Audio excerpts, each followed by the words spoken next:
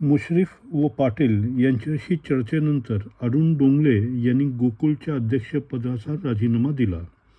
कोल्हापूर जिल्हा दूध उत्पादक संघ अर्थात गोकुळचे चेअरमॅन अरुण डोंगले यांनी अखेर राजीनामा दिला. डोंगलेने काही दिवसांपूर्वी राजीनामा देणार नसल्याची भूमिका घेतली होती. मात्र मंत्री हसन मुश्रीफ आणि सतेज पाटील यांच्याशी झालेल्या चर्चेनंतर त्यांनी राजीनामा दिला असून डोंगलेंनी 2 वर्षासाठी अध्यक्ष करण्यात आलं होतं. दरम्यान गोकुळमध्ये महाविकास आघाडी किंवा महायुती सत्तेत नसून शाहू विकास आघाडीची सत्ता आहे.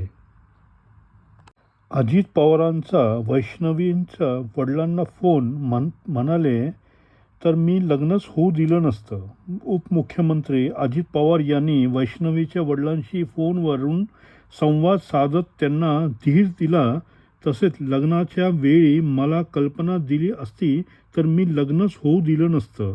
मात्र आता वैष्णवीला न्याय मिळवून देणार असं आश्वासनही दिलं. ते पुढे म्हणाले की उद्या किंवा परवा पुण्याला आल्यानंतर मी तुम्हाला भेटेन. दरम्यान लग्नात अजित पवार उपस्थित असल्याचा फोटो समोर आल्यानंतर त्यांच्यावर मोठ्या प्रमाणात टीका झाली होती. उद्धव ठाकरे वाद बाजूला ठेवून एकत्र यायला तयार, राज ठाकरेंनी निर्णय घ्यावा. अनिल परब ठाकरे बंधू एकत्र येण्याच्या चर्चेबाबत शिवसेना उद्धव ठाकरे नेता अनिल परब म्हणाले, उद्धव ठाकरेंशी सांगितलंय सगळे वाद बाजूला ठेवून एकत्र यायला तयार आहेत. आता आमच्या सोबत एकत्र यायचं की नाही हे राज ठाकरे यांनी ठरवावं.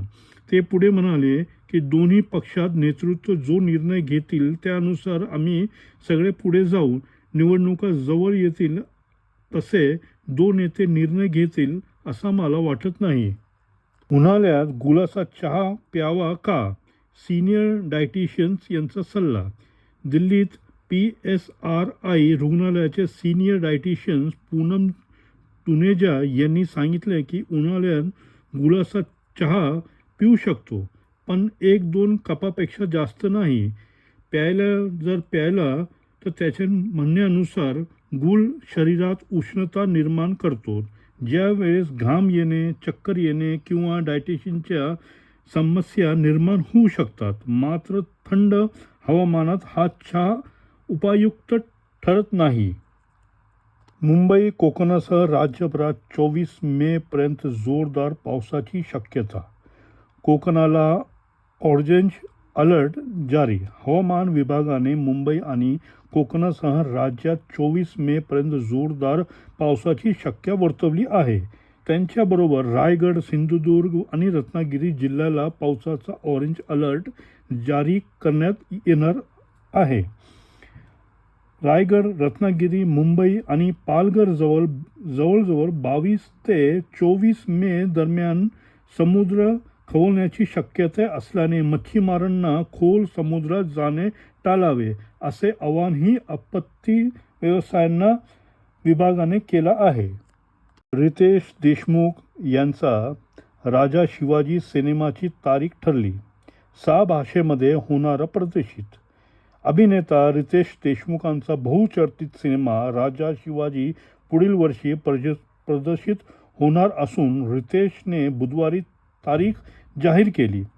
1 मे 2026 रोजी म्हणजे महाराष्ट्र दिनाचा राज शिवाजी हा सिनेमा 6 विविध भाषांमध्ये प्रदर्शित केला जाणार आहे. ते असं मराठी, हिंदी, तमिळ, तेलुगू, कन्नड व मल्याळी असे 6 भाषांमध्ये सिनेमा प्रदर्शित होणार असल्याची माहिती रितेश देशमुखांनी दिली. जम्मू सीमेवरील 5 पाकिस्तानी चौक्या आणि 1 दहशतवादी लॉन्च पॅड उद्ध्वस्त असं BSFचं म्हणणं आहे. BSF कमांडंट चंद्रेश सोना यांनी बुधवारी 21 मे रोजी सांगितले. सीमा सुरक्षा दलाने जम्मू काश्मीरवरील कारवाईत 5 पाकिस्तानी चौक्या आणि 1 दहशतवादी लॉन्च पॅड उद्ध्वस्त केले.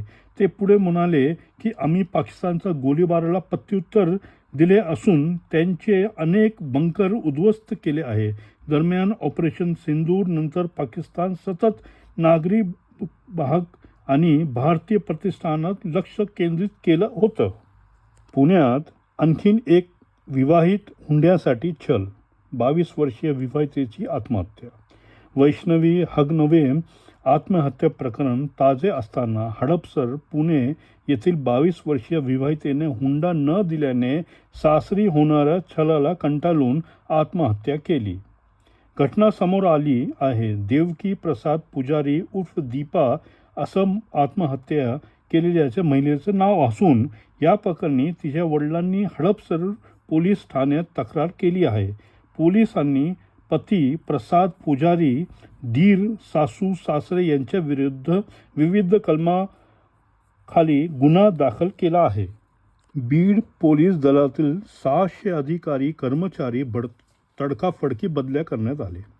बीड पोलीस दलातील कॉन्स्टेबल ते ग्रेड पोलीस उपनिरीक्षक अशा 600 कर्मचाऱ्यांचा तडकाफडकी बदल्या करण्यात आल्या आहेत. दिव्य मराठीच्या वृत्तानुसार बीड पोलीस अधीक्षक नवनीत कांवत यांनी याबाबतची प्रतिक्रिया पार पाडली असून येत्या महिन्याभरात सर्व अधिकारी कर्मचारी आपल्या दलाच्या ठिकाणी रुजू होतील. दरम्यान मस्सजोगचे सरपंच संतोष देशमुख खून प्रकरणानंतर बीड पोलिसांनी कार्यक्षमतेवर टीका झाली होती. आमदारांच्या समितीला 15 कोटी रुपये देणार होते. अर्जुन खोतकर किती भ्रष्ट आहे हे समोर आलं, संजय राऊत यांचं म्हणणं आहे. धुळ्यातील शासकीय विश्रामगृहात बुधवारी 1,84,00,000 रोकड सापडली. आमदारांच्या समितीला देण्यासाठी रक्कम जमा केल्याचा आरोप माजी आमदार अनिल गोटे यांनी केला होता. याविषयी बोलताना शिवसेना उद्धव ठाकरे खासदार संजय राऊत म्हणाले, समितीसाठी 15 कोटी रुपये जमा करण्यात येत होते. ते पुढे म्हणाले की विशेष समितीचे अध्यक्ष अर्जुन खोतकर किती भ्रष्ट आहे हे समोर आले होते. युतीतील मित्र पक्षविरोधात आक्षेपार्ह टिप्पणी न करण्याचा एकनाथ शिंदे यांचा नेत्यांचा आदेश. स्थानिक स्वराज्य संस्थेच्या निवडणुका आधी किंवा जागा वाटपा यांच्या चर्चा होण्याआधी युतीतील मित्रपक्ष विरोधात आक्षेपार्ह टिप्पणी न करण्याचा सूचना उपमुख्यमंत्री एकनाथ शिंदे यांनी पक्षातील नेत्यांना दिला आहे. मंत्र्यांवरही विशेष जबाबदारी देण्यात आली आहे. नागरिकांचे मेळावे घेऊन संघटित करण्याचे आदेश त्यांनी दिले आहे. शिंदे म्हणाले, जागा वाटपांचा निर्णय महायुतीतील 3 प्रमुख नेते घेतील. सून वैष्णवीच्या आत्महत्येनंतर राजेंद्र हगवणे राष्ट्रवादी काँग्रेसमधून बडतर्फ. राष्ट्रवादी काँग्रेसचे मुळशी तालुका अध्यक्ष राजेंद्र हगवणे यांची सून वैष्णवी हगवणे यांनी कुटुंबियांचा छळाला कंटाळून गळफास घेऊन आत्महत्या केली होती. त्यानंतर आता राजेंद्र हगवणे यांना पक्षातून बडतर्फ केल्याची माहिती राष्ट्रवादीचे युवक प्रदेशाध्यक्ष सूरज चव्हाण यांनी दिली आहे. अजित पवारांच्या पुणे पोलीस आयुक्तांशी बोलणं झालं असून दोषीवर कडक कारवाई करण्याचे निर्देश त्यांनी दिले असल्याची चव्हाण यांनी माहिती दिली. सातारा जिल्ह्यात होणाऱ्या नवीन धरण मान, फलटण, वाई तालुक्याचा पाणीचा प्रश्न मिटणार.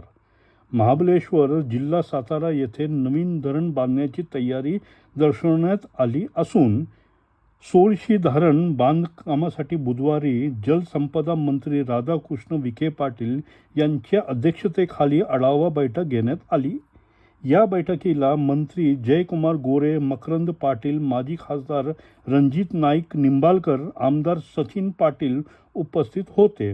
या धरणामुळे मान, फलटण, वाई तालुक्याच्या पाणीचा प्रश्न मिटणार असून कुरडवाडी येथे बागायत होणार आहे असा विश्वास त्यांनी प्रकट केला.